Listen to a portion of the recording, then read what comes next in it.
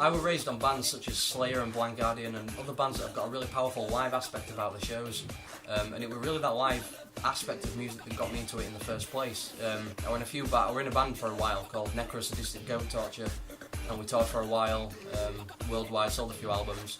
But it wasn't until I discovered dubstep, which is a really heavy type of electronic music, that I found something that I could really connect with, and I could bring my metal influences to the table in regards to dubstep. And electronic music in general, you know, you've got complete control over it. You can just sit down with your own computer, you can make it your way, you can make it however you want.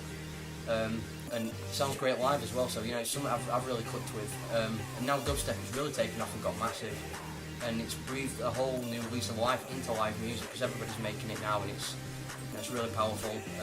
I've been making metal influenced dubstep for about 2 years now, and I don't see it slowing down anytime soon.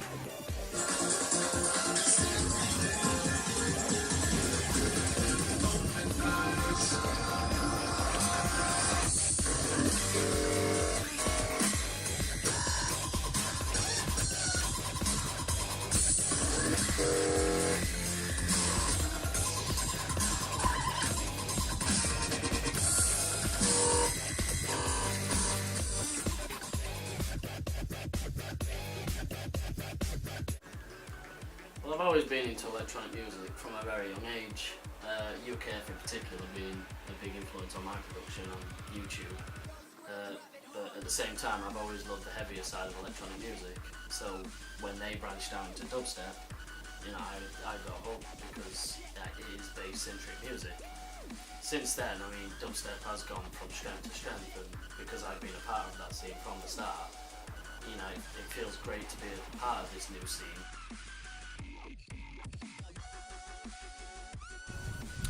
I think it's that anybody can really make it. It's not something you need, you know, you don't need to go out and buy a £600 guitar to record with. You don't need expensive recording equipment.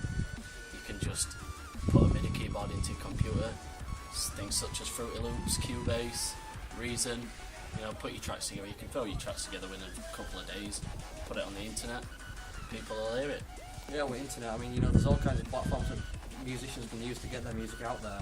You know, there's YouTube, there's SoundCloud. SoundCloud's been quite big in promoting music makers from all types of backgrounds, you know. Like you were saying, nobody needs a lot of expensive equipment, all you need is just the skill and the time to learn it. Yeah, you've got things such as social networks now, like Facebook, where you can just make your track, post it on there, people will listen to it. You can add whoever you want, just let them listen to your tracks. You got it on SoundCloud, as you say. through word of mouth, which spreads like wildfire over the internet. You know, if you make something that clicks with people, then it's going to be all over the internet within a few days, and you know, you've got it then.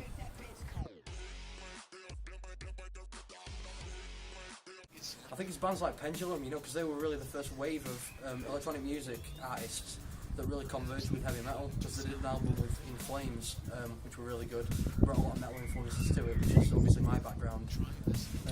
Yeah, I mean, I think as far as making dubstep goes, your influence just depends on the style of dubstep at the time, you know. It's you've had Excision and Skrillex, which are sort of the, you know, the region that we're at now, where it's quite heavy modulated bass now. But I think looking back, it was more, you know, UKF and sort of the lighter dubstep bass line, that sort of thing. And over time it just gets heavier and your influences just seem to change. Yeah, live shows over time get more dramatic as well, like for instance like Pendulum and In Flames really brought it in the sense of the power that came with the live shows, and early influences such as, you know, Saxon, other heavy metal bands that really went for the whole theatrical aspect of it. Yeah, I think now you've got bands like Korn that are actually merging, you know, intentionally merging metal and dubstep together, you know, putting heavy guitars in with quite heavy modulated bass, working with people like Skrillex and Excision. I think it's a new scene to dubstep, really.